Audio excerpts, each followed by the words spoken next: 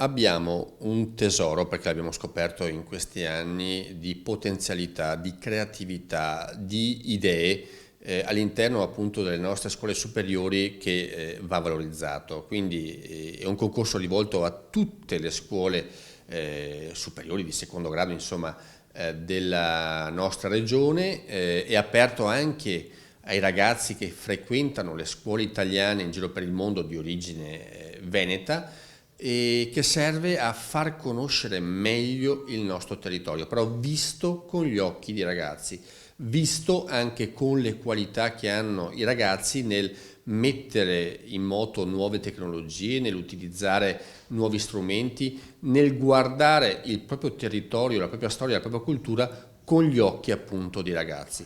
L'abbiamo già visto appunto nei 2 anni precedenti, lavori di altissima qualità, idee innovative, modi particolari di riscoprire magari zone che sono state dimenticate e che servono a far sì che questa conoscenza, che questa modalità di scoprire il territorio possa essere trasmessa e anche tramandata negli anni. Per noi è importante questo concorso perché chiaramente dà modo alle scuole del nostro territorio, della nostra regione, di potersi impegnare nel valorizzare il patrimonio culturale, il patrimonio storico, il patrimonio locale, anche il patrimonio immateriale che è presente sul nostro territorio.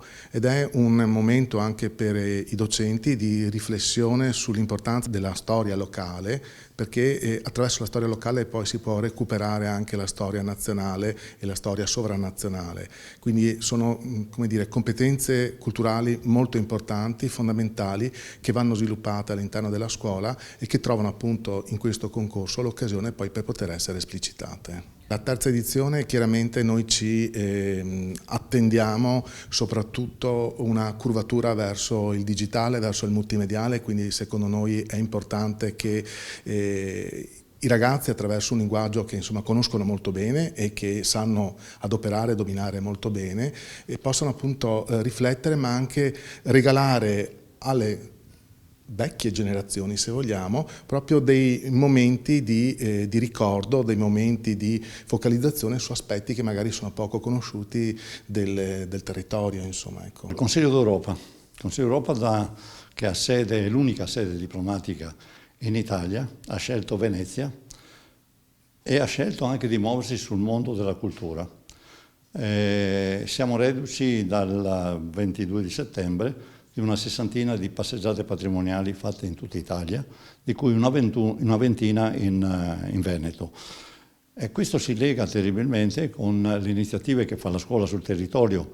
Nel territorio del Veneto per me direi che dovrebbe essere quasi un Veneto per tutti più che un Veneto per me. E andiamo alla ricerca delle vecchie tradizioni, tutto questo aspetto che altrimenti corre il rischio di essere dimenticato. E questa è la ragione della Commissione di Faro, questo è il concetto di base.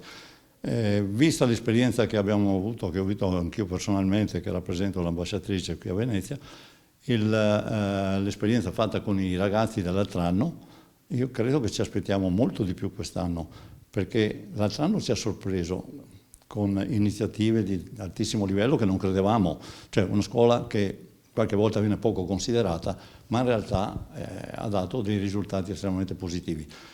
Forse dovremmo stupirci di più quest'anno, è questo che ci aspettiamo.